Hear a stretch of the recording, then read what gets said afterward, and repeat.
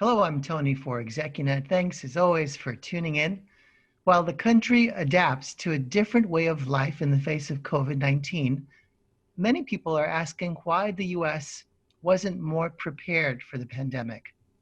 With me to discuss the limits of being prepared and the dangers of being unprepared is Dr. Gleb Tsipursky. He's an acclaimed disaster avoidance expert who has written and spoken extensively on how to make the best decisions and avoid business disasters. His next book is titled Resilience, Adapt and Plan for the New Abnormal of the COVID-19 Coronavirus Pandemic, and it's due to be published in mid-May. So with that, Gleb, thanks for making time today.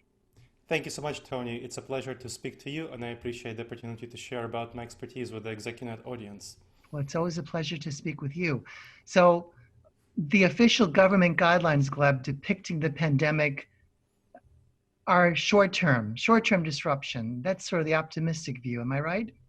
That is the very optimistic view and a very unrealistic view. It's kind of a pie in the sky view. It's, the aliens come down from the skies and snap their fingers and COVID-19 will be cured. That's the view of the short-term pandemic. Unfortunately, that's not the reality. We make typical dangerous judgment errors called cognitive biases because of how our brain is wired that cause us to respond very badly to slow-moving train wrecks like the pandemic of a disaster. That's what we're facing. And partially because we're not wired for the modern world, our gut reactions, our intuitions, our typical decision-making processes are actually wired for the savanna environment. When we lived in small tribes of 15 people to 150 people, that's what we're used to when we're hunters, foragers, and gatherers. So our response to threats is called the fight or flight response. That's a natural intuitive response. It's great for those short-term, immediate, intense, in-the-moment threats that faced us in the savanna environment, like saber-toothed tigers. You might have heard of it as a saber-toothed tiger response, when we had to jump at 100 shadows in order to get away from that one saber-toothed tiger. Well, now when we face threats in the modern environment, we're very tempted to make very quick, very powerful decisions that are either defensive or aggressive. And so defensive responses to the pandemic are, like a number of business leaders, political officials, and ordinary citizens have shown, is to ignore the pandemic. Say it's not a big deal, it's just like the common cold, it'll go away, small fatality rate, we shouldn't do anything about it. That's one response. Then the other response is to fight. Shut down everything, go to the store, buy all the toilet paper to fight the invisible germs, and use your emergency plan to address all the problems. That's not the right response either. The right response is to think about the long-term impact of this. Now, we need to weigh rationally and calmly the shutdown of versus human lives and what the consequences will be in the long term, because the pandemic will be with us for a long term. If we look at the best scientific experts on what they're saying about the pandemic, it will only be addressed through vaccines. Vaccine will be the main way of addressing it. And in the best case scenario, vaccines will not be available until early 2022. In more moderate case scenarios, they'll be available something like 2024. And if we don't get lucky, it'll be available in 2027 and so on. Now, we might not get lucky because the coronavirus, the novel coronavirus that causes COVID-19 is in many ways similar in shape, form to the flu, and we still don't have an effective vaccine against the flu, even though we've been trying for over a century. It's still, the vaccine we have is only 50% effective. And there are specific dangerous judgment errors that cause us to make misjudgments about this. The biggest one is called the normalcy bias, where we tend to perceive the future as being mostly like the past, mostly normal, few changes, and it's incredibly difficult for us to accept that our world has undergone a major disruption and it will never be the same. Now, people living in shutdown, restrictions, waves of restrictions and loosenings for the next 2 years, in the most optimistic scenario, will change people's habits, norms forever. So this will not be, we'll never go back to the status quo ante-pandemic to January 2020. And the normalcy bias prevents us from really accepting this, from accepting this reality. And that's what we have to face. So, Gleb, how well prepared could we have been for this? This is a network disease. It's fast-moving. Novel is the right word. Yes. What could we have really done differently? Well, what we could have done differently, when we look at the examples of countries that have responded well, there are a number of countries that have responded well that are in the immediate East Asian orbit of China, which have experienced a number of epidemics, SARS and so on, MERS, Singapore, Japan, South Korea, that have done really well with shutting down the borders, shutting down immediately, quickly, social life, economic life, to prevent the spread of the pandemic, preventing it from spreading, and then doing quick contact tracing and isolation. So doing a lot of testing, and getting people who are sick into isolation very quickly. That way, you prevent the outbreak of the infection, because the problem with this disease, COVID-19, is that it's very infectious. About half of the people who have it, according to later studies, don't know they have it, but they're spreading it. So they're asymptomatic. As a result, each person, on average, infects 2 to 3 others, and that's an average. That's the R, probably R2, R3 that you've been hearing. That's the infection rate. And then any outbreak, any individual person who happens to have a disease as a result of traveling to a new area, a new location, the outbreak doubles in the new location in every 3 to 6 days. So that's a very dangerous situation, and that causes it to increase a lot. Now, fortunately, business leaders know numbers. Most people don't have good numeracy, but you know that if it doubles every 3 to 6 days, that's pretty terrible for the consequences of how quickly it grows. It's kind of a hockey stick shape. It's like what you would like the growth curve of your new product to be. Sometimes it's not that, but that's what you would like it to be. So that's what happens with the pandemic. It's very bad in that regard. And if you shut it down quickly, you're actually able to address it pretty effectively. There are a number of countries in the developed world, not simply countries like Japan, that have dealt with it well. For example, Germany. Germany, which is a large country, it's, if you think of it comparing US to other countries, Germany is a very good comparison. So large country, well developed, huge, very diverse, lots of complexity. It did a wonderful job, actually, with contact tracing, isolation, shutting things down and opening things up. So it had a much smaller economic disruption and much smaller outbreak, much smaller death rate, much smaller economic disruption than the US and other countries that have not handled it well. Let's talk about the economic disruption a bit. Of course, businesses and consumers alike are wondering in the US, when will this shutdown end? To me, it seems like really tricky calculus. You've got, the need for a thriving economy, but there's life. So how do you think through that as a disaster recovery expert? What I think through that, I look at what is the optimal scenario to happen. So we want to reduce human suffering, and human suffering is caused by the pandemic and by people not having economic livelihood, right? So you want to see how much human suffering is caused by one and caused by the other. What I strongly suspect now, there's not sufficient research for the consequences of the pandemic and the consequences of the shutdowns to give the exact numbers on suffering and for human beings. What are the consequences of that? Now, what we can do is certainly study these topics, and some people are, but it'll take a while to get the math out there. So what I strongly suspect is going to be the result of these evaluations is that the ideal balance will be a wave of, if we don't have contact tracing and isolation combined with testing, that's the best thing you can do. That allows the economy to go forward fully, because then you can know each person. If you can test everyone and know who has COVID-19, or most everyone, know who has COVID-19, then you can immediately isolate them, and then everyone can go to work and everyone can have a life. That is the ideal scenario. And that's what a number of countries are able to do, South Korea and so on, because they have good testing regimes. So they have actually good organization of their testing, which the United States, I'm surprised by how incompetent the US has been in its testing. Like I said, by comparison, Germany has been much better in doing testing. So that's one thing. But if you don't have testing like the US, what you likely need to do is you need to ease restrictions to such an extent that you can have an economic life, but then you have increasing number of COVID-19 cases. And then you need to impose restrictions again before the hospital systems get overwhelmed. Because if the hospital system gets overwhelmed, the death rate from COVID-19, which on average maybe is about 0.5%, 0.5 to 1%, maybe if you take the higher end of calculations, 0.5% on the lower end of calculations. That's with good, excellent hospital treatment. If the medical system becomes overwhelmed, then you have that jumping by an order of magnitude to 5 to 10%. Now that's incredibly bad. So it's already pretty bad to have 0.5%. So at the stage where you see the medical system close to becoming overwhelmed, you want to impose restrictions again. So that's what the best likelihood of how to go forward is in balancing economics and human health.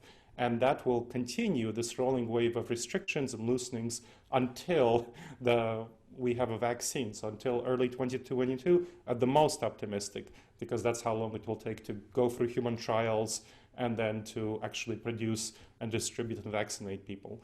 That's the most optimistic timeline. More realistically, something like 2024. Pessimistically, if we don't luck out, something like 2027. So individual business leaders who are thinking about, executives who are thinking about their careers and who are thinking about their businesses, there are a number of steps they can take. So I'm talking right now about steps that aren't under the control of executives. But there are a number of steps under the control of executives that they can individually take, and I've been working on with my clients for them to take to actually ensure that they can survive and thrive in the pandemic, and we can talk about that. Yes, in fact, that was my next question. If I'm a CEO or the CEO of my own career and I want to move forward, what do you advise I'd be thinking about and doing right now? If you're the CEO of your own career, so if you're thinking about your own career, you want to think about first about what industry you're in. So I've been helping, for example, a number of my clients who are in the restaurant industry, strongly advising them to leave their industry. I mean, that I'm just going to be brutally frank here. This is not a good industry for you to be in right now, and there are lots of people who are in it who should not be.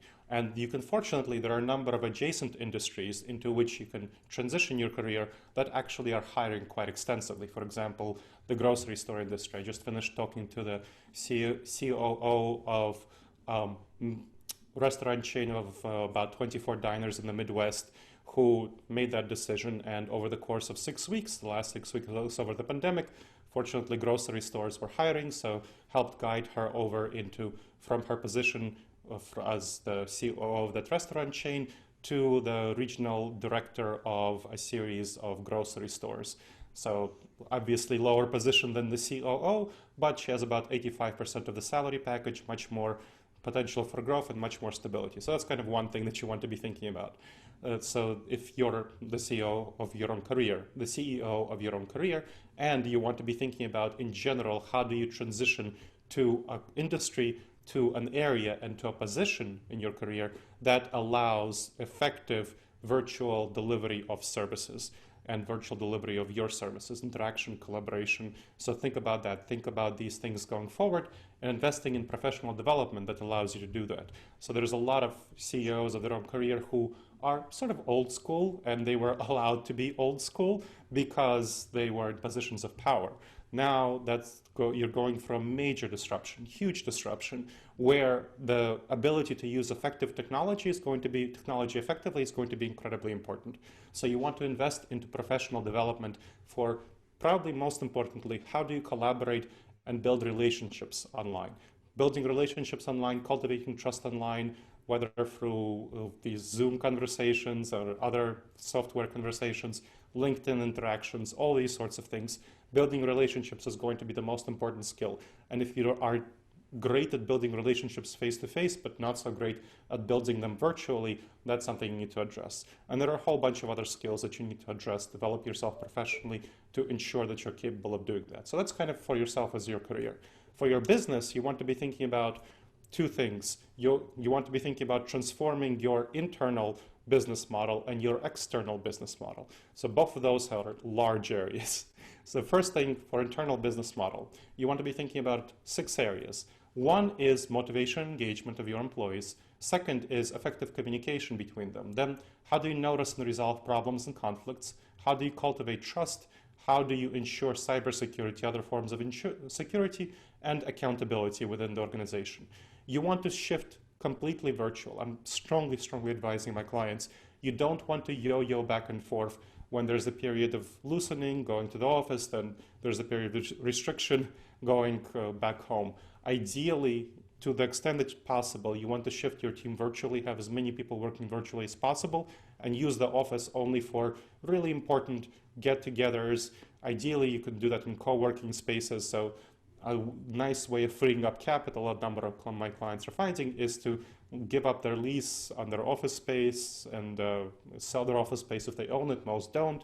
So that is something that you want to be thinking about, moving completely virtually. And then you have to be thinking about, as you're moving to virtually, motivation and engagement. A lot of people who are motivated by the presence of their colleagues around them. That's part of why people like working in an office. So you need to figure out how to motivate people when they're not surrounded by their colleagues and when they have their children crawling all over them, when they have lots of household disruptions. So help them be motivated and engaged. Then you want to be thinking about how to train people to communicate effectively in virtual settings. When you communicate in virtual settings, mainly people do it by text in Slack, Microsoft Teams, Trello, Asana, other collaboration platforms. You lose a lot of body language, tone. So these are things that are lost, and people have a lot of miscommunication as a result of it. You want to be able to address that. Then noticing and solving problems and resolving conflicts. Right now, in the office environment, people can notice problems and resolve them by just quick chit chats, addressing things pretty easily. Now, you will not be able to do that, so you'll have a lot more problems coming up in the next few months. You need to figure out how to train people and give them training and professional development on noticing and resolving problems. Related to that, you want to be able to have people cultivate trust, humanize each other. When they're in the office, they can easily just chit chat around their kids, the local sports ball team and how they hate the sports ball team of their rivals across the road, when their vacation plans and so on, what they did over the weekend. You're not going to have that naturally if you are in a virtual environment, and that's something that you need to address. There are lots of ways of addressing that through connecting and humanizing people, but you need to do that. Then cybersecurity. A lot of people are obviously working from home, and criminals know that, and their home setups are not nearly as good as their office setups in terms of cybersecurity.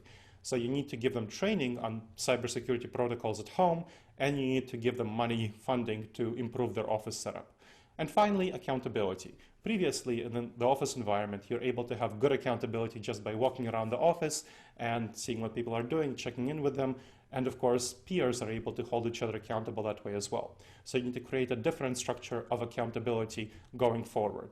And so that's only the internal business model. We can talk about the external business model, but there are also 6 areas of transformation that you need to do in the external business model to deliver your services effectively as the CEO of your business.